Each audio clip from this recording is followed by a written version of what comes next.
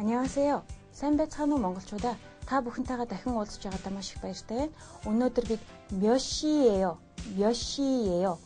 Одоо хэдэн цаг болж байна гэсэн сэдвийн дээр хичээлээ өрнүүлэх болно. За үүнтэй холбогдуулаад Солонгос хэлний дистооны дараалалтайгаа танилцсан, мөн одоо үйл үгийн цагуудтайгаа танилцсан, өнгөрсөн одоо ирээдүйн цагуудаа үзэх болно. За бидний сонсох харилцан ярианд гарах шинэ өгөөтэйгээ танилцсан, мөн дүрмийн тайлбартайгаа танилцсан. Дүрмийг бол аль болох ойлгомжтой талаас нь монгол хэлтэйгээ харьцуулаад үзэх болно. За ингээд хичээлээ эхэлцгээе.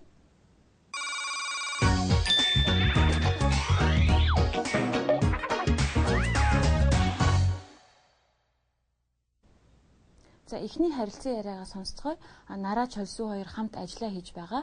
За энэ хоёр хүний хооронд юу гэж ярьж байгааг солонгос хүн хэрхэн яаж хэлхийг сонсоод одоо шинэ үг дүрмийн тайлбартайгаа танилцъя. За 원어민 목소리로 대화를 들어보겠습니다. 지금 몇 시예요? 지금 12시예요. 점심 먹으러 가요? 네, 배가 고픕니다. 식당이 저쪽에 있어요. 어떤 음식을 좋아해요? 저는 한식을 좋아해요. 저도 한식을 좋아해요. 지금 몇 시예요? гэж асуусан байна. Одоо цаг хэдэн цаг болж байна? 지금 12시예요. 점심 먹으러 가요. Одоо 12 цаг болж байна. өдрийн хоолндоо явах уу? 네, 배가 고파요. 배가 고픕니다. гэж хэлсэн байна. За, 기дэс үлсэж байна шүү. Миний гид үлсэж байна шүү гэсэн байна. 식당이 저쪽에 있어요. Гоанд тэр зүгт байгаа. 어떤 음식을 좋아해요? гэж нараа асуусан. Ямар хоолнд дуртай вэ? 저는 한식을 좋아해요. гэж хэлсэн Чолсуу.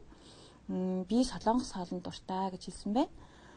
저도 한식을 좋아해요. нараа бас солонгос хоолнд дуртай юм байна. Би ч бас солонгос хоолнд дуртай гэж хэлсэн. За, саяны бидний харилцан аянд гарсан үгнүүд маань 지금 몇 시예요 гэдэг дээр 지금 гэсэн үг орж ирж байгаа. Энэ нь одоо гэсэн үг. 지금 одоо. 몇 시예요 гэдгийн 몇 гэдэг нь болохоор хідэн гэсэн үг. 시 гэдэг нь болохоор 몇 시예요 гэдгийн 시는 цагийг гэлж байгаа.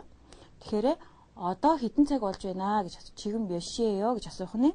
За, 지금 12시예요. 점심 먹으러 가요 гэсэн байгаа. 점심 гэдэг үг маань өдрийн хоолыг хэлж байгаа.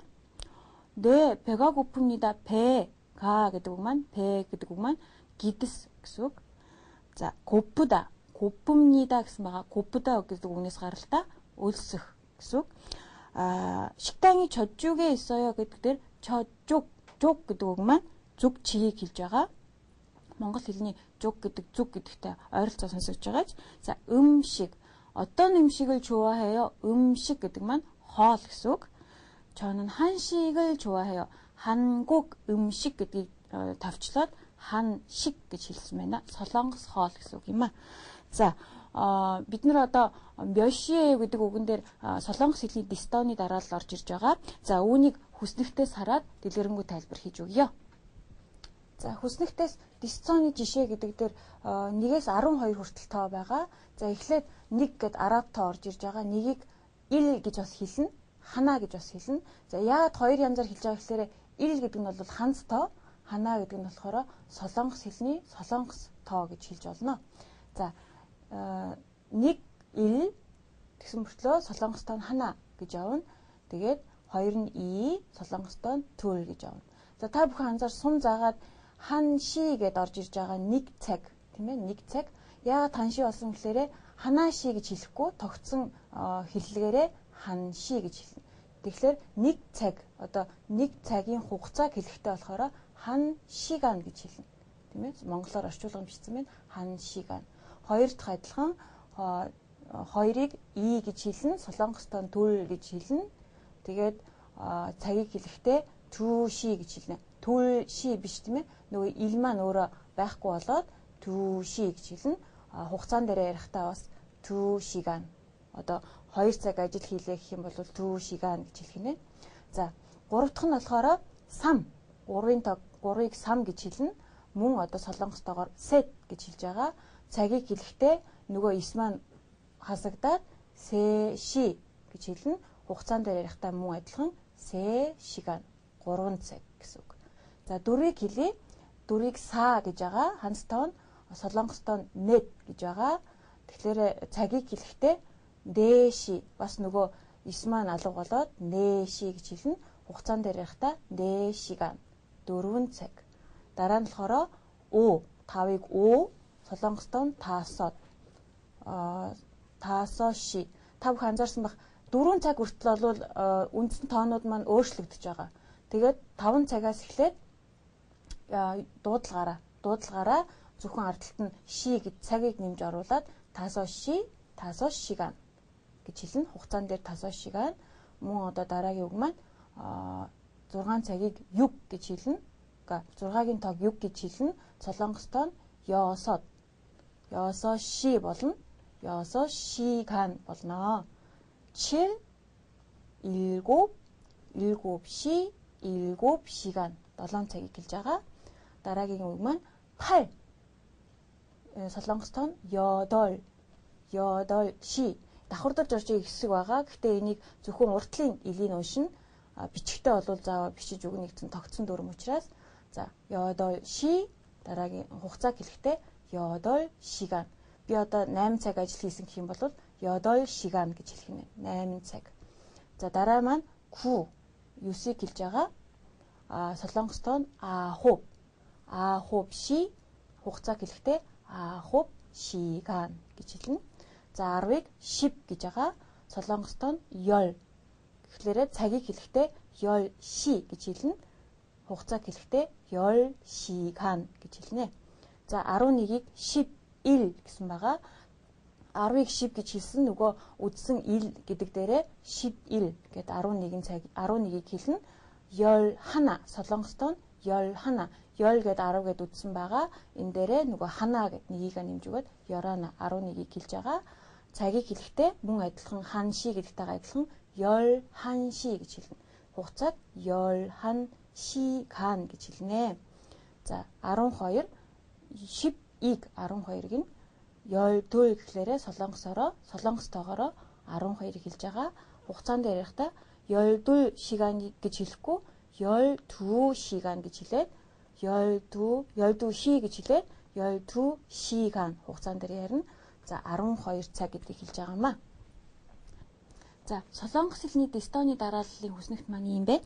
За нэмж тайлбар хэлэхэд солонгос хэлний солонгос Десто гэдэг нь болохоор одоо хүний тоо, ямар нэгэн зүйлийн одоо ширхэх тоо, хүний нас, цаг хугацаан дээр хэрэгэлдэг. Илли сам гэдэг нь хана төл сэд гэдэг одоо Дестоны дараалал маань 1, 2, 3, 4 гэдэг одоо энэ хятад тоо нь болохоор бусад тохиолдолд бол хэрэгэлдэг юм аа гэдгийг ойлгож авна уу. За үүнийг одоо жишээн дээр харуулъя. 몇 명 이에요. хэдэн хүн бэ гэж асуусан байгаа. 5명이에요. хүний тоог хэлж байгаа тийм ээ. 명 이에요 гэж хэлсэн байна. За дараагийн жишээг харахаар 몇 분이에요 гэж асуудаг. Одоо гуанз одоо үйлчлэгээний газар орохлоор 몇 분이에요 гэж асуудаг. Хэдэн хүн бэ? Бүн гэдэг нь болохоор бас л хүнийг хэлж байгаа. Хэдэн хүн бэ гэж асуудаг. Тэгвэл одоо жишээлбэл 6명이에요. 6명이에요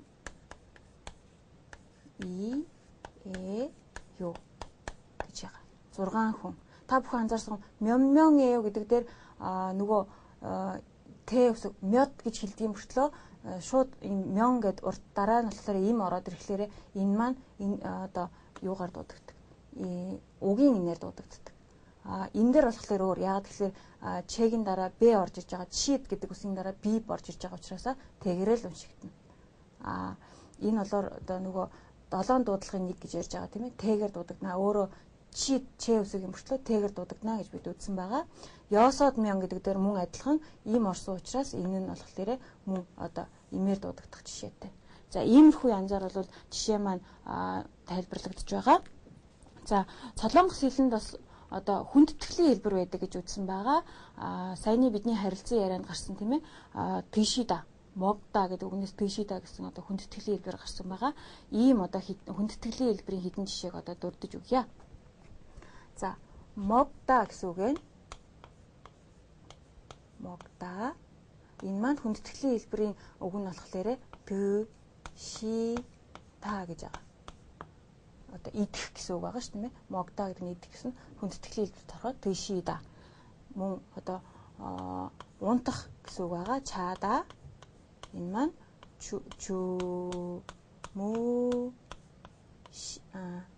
шита гэж хэлэгдэнэ.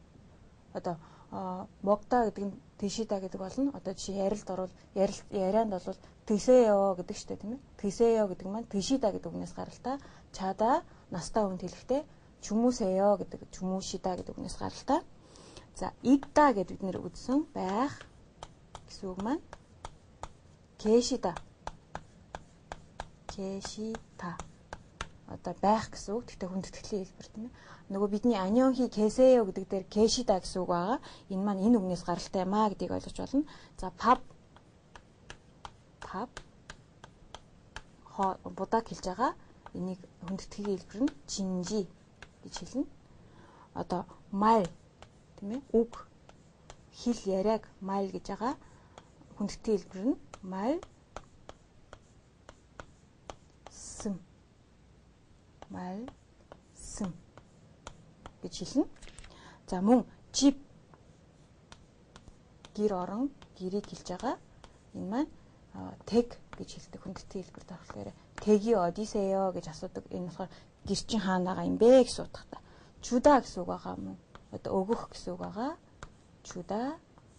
Энэ маань хүндэтгэлийн хэлбэрийн үг нь болохоор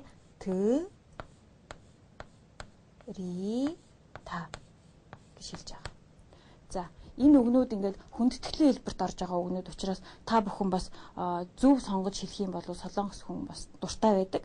Энэ үгнүүдээ чэйжилж мэдэж авах нь бол бас солонгос хэлний төвшинг одоо харуулж байгаа юм аа. За, ерөнхий тайлбар сонслоо. Дахиад одоо харилцан яриагаа нэг давтаж сонсож үзье. 자, 원어민 목소리로 한 번 더 들어보겠습니다. 지금 몇 시예요? 지금 12시예요. 점심 먹으러 가요? 네, 배가 고픕니다. 식당이 저쪽에 있어요. 어떤 음식을 좋아해요? 저는 한식을 좋아해요. 저도 한식을 좋아해요. дахин сонсхолоор хэр зэрэг ойлгомжтой байна. Та бүхэн бас сайн шалгаж давтаж сонсороо. За, дараагийн харилцан ярианд орцгоё. Дараагийн харилцан яриаг солонгос хүн хэрхэн яаж хэлхийг сонсоод мөн одоо нэмэлт тайлбар хийж өгье. 원어민 목소리로 다음 회화를 들어보겠습니다. 덥죠? 예, 더워요. 여기요, 물 좀 주세요. 뭘 드시겠어요? 저는 김치찌개 먹겠습니다. 저는 된장찌개를 먹겠습니다. 그럼 김치찌개하고 된장찌개를 주문할까요? 네. 자, 덥지요 гэж асууж байна. Халууцж байна уу? Халуун байна уу? Халуун байгаа юу гэж асуутахта. 예, 더워요. халууцж байна. 여기요, 물 좀 주세요. 인제 어서 오거지. 뭘 드시겠어요? 저는 김치찌개를 먹겠습니다. 요 이트에 미 김치떼 슐리네. 저는 된장찌개를 먹겠습니다. 그럼 김치찌개하고 된장찌개를 주문할까요? 그죠? 썼으면 미 된장타 슐리네. 된장 гэдэг нь нөгөө хатаасан самрыг ингээд юу яагаад дараад удаан дараад ингээд бий болгосон бор одоо 슐ийг хэлдэг. 된장찌개 먹겠습니다 гэсэн байгаа. Би 된장타 슐리네. тэгвэл 김치떼 슐 된장타 슐 захиалах уу гэсэн байна. 네, тийм ээ. За, 덥다 гэсэн үг байгаа. 덥지요 гэдэг үг бодвол 덥다 гэдэг үгнээс гаралтай халуун гэсэн үг. 물, 여기 물 좀 주세요 гэдэг дээр 물 гэсэн үг байгаа. ус гэсэн үг. 좀 гэдэг нь болохоор одоо солонгос хүн даруухан одоо хэлбэрээр хэлдэг. Даруухан одоо байдлыг илэрхийлсэн жоохон гэсэн үг утгатай. За, 주문하다 гэдэг нь болохоор захиалах, захих мөн одоо адилхан утгаар шикида гэсэн бас үг байдаг. За нэ гэдэг нь болохоор тийм ээ гэсэн үг юм аа. За 덥지요 гэдэг дээр 지요 гэсэн одоо нөхцөл орж ирж байгаа. Энэ маань одоо ямар утгатай гэхээр монгол хэлний тийм шүү дээ, тийм биз дээ гэсэн утгатай. Одоо үйл үгийн үндсэнд одоо дагавар болж орж ирэх бөгөөд өөрийн одоо миний одоо бодол санааг хүнд тулгах эсвэл болвол одоо харилцан ярьж байгаа хүний мэдэж байгаа зүйлийг одоо асуухтаа 지요 гэсэн одоо нөхцөлийг залгаж ярьд юм аа. За үүнийг бусад өгүүлбэрийн жишээн дээрээс харцгаая. За 지요, тийм шүү дээ, тийм биз дээ гэсэн одоо дайвар үгийн жишээ байгаа. За ямар өгүүлбэрүүд вэ гэхээр 그 일은 제가 하지요 гэсэн өгүүлбэр байна. Энэ ажлыг чинь би хийж хөө 지요 гэж байгаа. Сая хэлсэн тийм ээ. Үйл үгийн одоо үндсэн дээрээ шууд орж ирж байгаа. Үгийн үндсэн дээрээ шууд орж ирж байгаа. Зөвхөн үйл өгч биш одоо нэр үгийн үндсэндээс орж ирдэг. За 제가 돈을 내지요. Одоо би мөнгийг чинь төлчихё гэж шууд одоо тулгсан 지요 гэж байгаа. Мөн одоо 내다 гэдэг одоо төлөх гэсэн үгийн үндсэн дээрээ шууд 지요 орж ирээд төлчихье болж байна. За 먼저 가시지요. дөрүүлээд явж болно шүү дээ. 가시 энэ нөгөөний хүндэтгэлийн хэлбэрийн ши байгаа. 가시다 гэдгийн шууд үндсэн дээрээ чи орж ирж байгаа. 지요 гэж орж ирээд төлчихье. 자, 내일 다시 또 만나지요. маргааш дахиад уулзна бидтэй. Тийм ээ? тийм шүү дээ, тийм бидтэй гэдгийг 지요.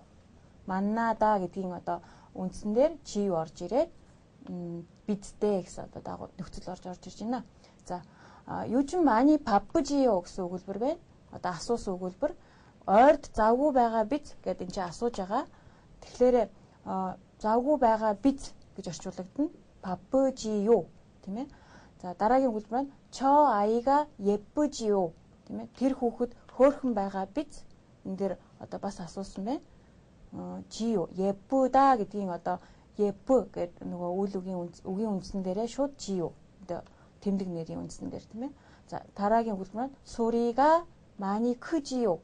크다 гэдэг үгийн үндсэн дээрээ шууд 지요 орж ирээд шуугантай байгаа биз гэсэн одоо өгүүлбэр гэж орчуулагдана.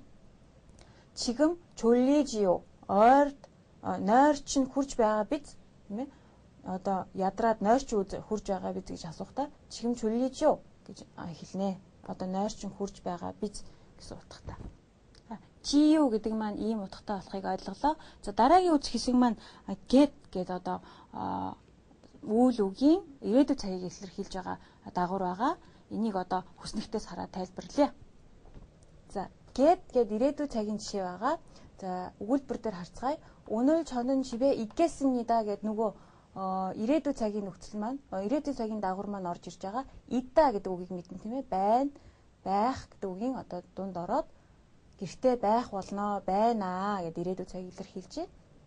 내일 다시 오겠어요. 오다 гэдэг дээр шууд үгийн маань үндсэн дээр get орж ирээд 오겠어요. энэ 어요 болохоор учраас тийм ээ.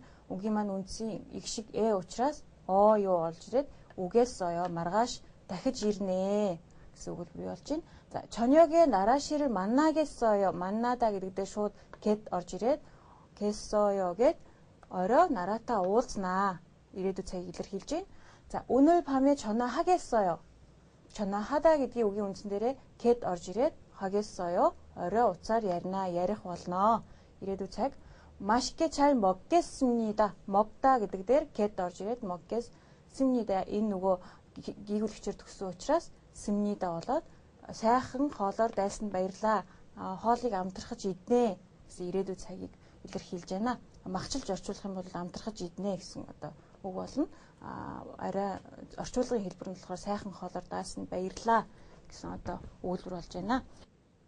За үйл үгийн үндсэн дээр шууд get 습니다, 겠어요 гэж орох юм бол ирээдүйн цагийг илэрхийлдэг юм байна гэдгийг ойлголоо. За дараагийн хэсэг маань одоо саяны бидний тайлбарыг одоо ерөнхийдөө сонслоо. Энэ тайлбараа дотроо бас бодоод бидний харилцан яриаг дахин давтаж сонсцгоё. 원어민 목소리로 한 번 더 들어보겠습니다. 덥죠? 예, 더워요. 여기요. 물 좀 주세요. 뭘 드시겠어요? 저는 김치찌개 먹겠습니다. 저는 된장찌개를 먹겠습니다. 그럼 김치찌개하고 된장찌개를 주문할까요? 네, За харилцан яриагаа дахиж сонсголоор ойлгомжтой байж чадав уу? За дараагийн харилцан ярианд орцгоё. За эхлээд солонгос хүн хэрхэн яаж хэлхийг сонсоод мөн нэмэлт тайлбар хийж өгье. 원어민 목소리로 회화를 들어보겠습니다. 맛이 어때요? 정말 맛있어요. 이것도 먹어봐요. 그것이 뭐예요? 오징어예요. 매워요? 아니요, 안 매워요. 자, 맛이 어때요? ямар амттай байна? 정말 맛있어요. үнэхээр гоё амттай байна. 그것도 먹어봐요. үүнийг бас идээд үз. 그것이 뭐예요? тэр юу вэ? 이거 오징어예요. наймаалж байна. 매워요? халуун ногоотой юу? 아니요, 안 매워요. үгүй. тийм ч халуун биш ээ. тийм амар айхтар халуун ногоотой биш ээ гэсэн утгатай. За, 맛이 어때요 гэдэг дээр 맛이 гэсэн үг орж иж байгаа. Энэ амт чанарыг хэлж байгаа. амт, хоолны амтыг хэлнэ. 정말 гэдэг нь болохоор одоо 정말 맛있어요 гэсэн байгаа. 정말 гэдэг нь үнэн, нэрэ гэсэн утгатай. За, 이것도 먹어봐요 гэдэг нь болохоор 먹어보다 гэдэг үгнээс гаралтай хийж үзэх, ямар нэг юм шинээр хийж үзэх, одоо амталж үзэх, тийм ээ, идэж үзэх гэсэн утгаараа. За, 오징어 гэдэг нь болохоор наймаалж, 맵다, 매워요 гэж асуусан байна. 맵다 гэдэг нь болохоор халуун ногоотой гэсэн үг юм а. За, 여 보다 нэ ямар нэг юм хийж үзэх гэсэн одоо үгийн одоо нөхцөл орж ирж байгаа. Үүнийг хүснэгтээс хараад дэлгэрэнгүй тайлбар хийж өгье. За, хүснэгтэн дээр үйл үгийн үндсэн дээр ж үзэх тийм ээ. 보다 гэдэг нь ж үзэх гэсэн үг. Энийг одоо жишээ олгож 먹다 идэх гэдэг үгээр идэж үзэх гэж хэлвэл 먹어보다 идэж үзэх тийм ээ. 보다 зүгээр одоо үзхийг 봐보다 гэж орчуулна гэж одоо залгана. Яг тэгэхээр үгийн маань үндэс уугаар төгссөн байвал залгадна. Мөн одоо үгийн маань үндэс аагаар төгссөн байвал бас залгадна. Бусад тохиолдолд бол 보다 гэж залгадана. За, 봐보다 харж үзэх, 가다 аагаар төгссөн учраас шууд залгалаад 가보다 явж үзэх, 쓰다 одоо үгээр төгссөн учраас 보다 залгадаад 써보다, 타다 аагаар төгссөн учраас 타보다 болон унаж үзэх гэсэн үг тийм ээ. 노래하다 гэдэг маань нүрэ хаагаар төгссөн учраас ё залгадаад 여보다 залгадаад 노래해보다 дуулж үзэх. 하다 гэдэг дээр мөн одоо хаагаар төгссөн учраас 해보다 хийж үзэх.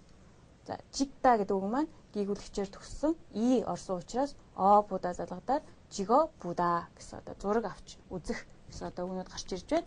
За, үзэх гэдэг үг маань 보다 гэдгийг ойлголоо. Ямар нэгэн хэмийг анх одоо хийж үзэхтэй ийм үгийг хэрэглэж болно. Энийг одоо альбаа бидний ярианд бол маш их гардаг учраас та бүхэн анхааралтай авна уу.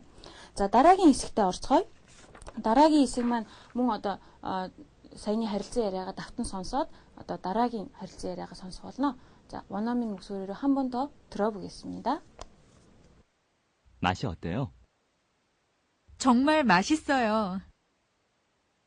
이것도 먹어봐요. 그것이 뭐예요? 오징어예요. 매워요? 아니요, 안 매워요. За, ямар нэг юм хийж үзэхдээ ингэж хэлдэм байна гэдгийг ойлголоо. За, хэр зэрэг ойлгомжтой байна. Харилцан яриагаа түрүүнийхээ тайлбартай харьцуулаад бас сонсвол арай ойлгомжтой байсан болов уу гэж бодож байна. За, дараагийн харилцан яриагаа сонсцгоё. Одоо солонгос хүн хэрхэн яаж хэлхийг сонсоод мөн одоо нэмэлт тайлбар хийж өгье. 원어민 목소리로 다음 회화를 들어보겠습니다. 김밥 더 시킬까요? 아니요, 많이 먹었습니다. 그럼 커피를 마셔요. 네, 나가서 커피를 마시고 싶어요. 그럼 계산은 제가 하겠습니다. 그래요? 고맙습니다. 내일은 제가 밥을 사겠습니다. 김밥도 시킬까요? Одоо 김밥 нэмэт захиалах уу? 아니요, 많이 먹었습니다. гэж байгаа. Одоо ирэхгүй би одоо зөндөө идчихлээ, цадчихлаа. 그럼 커피를 마셔요. тэгвэл кофе уух уу? 네, 나가서 커피를 마시고 싶어요. 자, 디기야 гараад кофе уумаар байна. 그럼 계산은 제가 하겠습니다. би тэгвэл төлбөрийг чинь төлчихье. 그래요. 그래요? 고맙습니다. 내일 제가 밥을 사겠습니다. тийм үү. баярлаа. Маргааш би тэгвэл одоо хоол авч өгье гэж хэлсэн байна. За, 김밥 гэдэг үг орсон байгаа. Энэ маань далайн байцаанд орсон будаг хэлж байгаа. 나가다. 나가서 커피를 마셔요. 나가서 гэдэг 나가다 гэдэг үгнээс гаралтай ямар нэгэн газар байж байгаад гарахтаа 나가다 гэж хэлнэ. Одоо 계산은 제가 할게요. 계산 төлбөр хийхийг хэлж байгаа. 내일 гэдэг нь болохоор маргааш гэсэн үг байгаа. За, сая бидний харилцаанд 많이 먹었습니다. 먹었습니다 гэд дагавар орж иж байгаа. Энэ маань үйл үгийн өнгөрсөн цагийн дагавар. За, үүнийг одоо самбар дээр бичээд тайлбар хийж өгье. Одоо жишээ өгүүлбэр 밥을 많이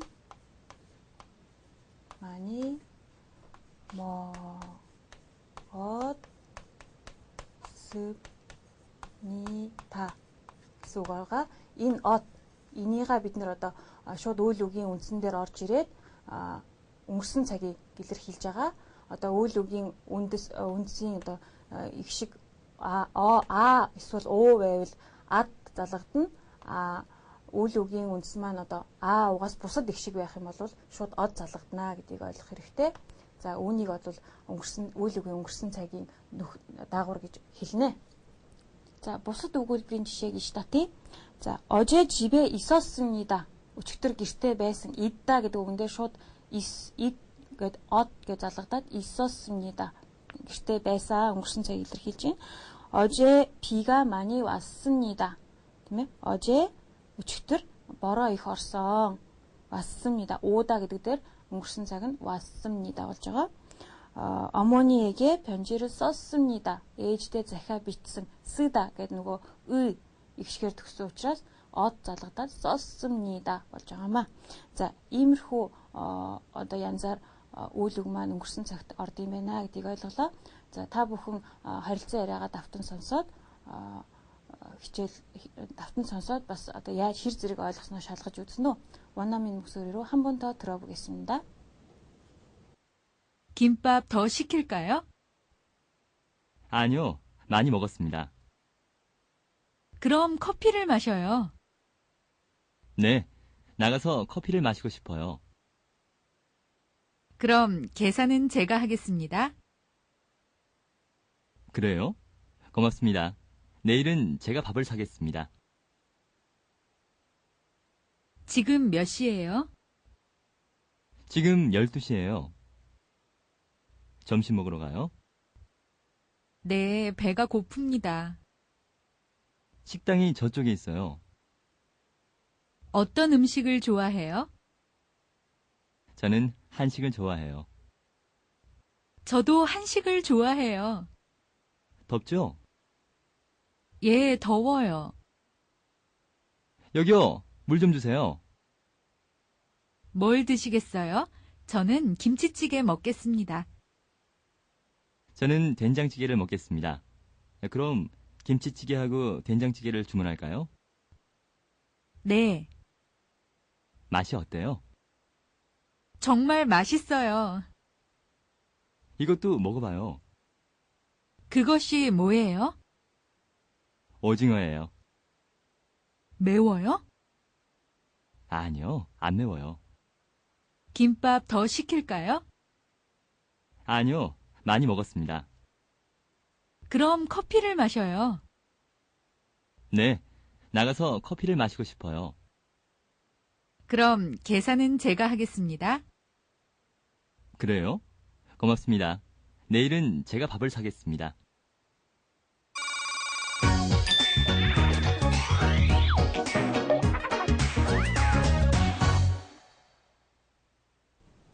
За өнөөдрийн хичээл маань ингээд өндөрлөж байна. Та бүхэн доор гарч байгаа интернет хаягаар хичээлээ дахин үзэж сайн давтаарай. За цаг агаар маш халуун болсон учраас та бүхэн бас эрүүл мэндээ сайн бодоорой. За дараа уулзтлаа баяртай. Аньонхи, 계세요.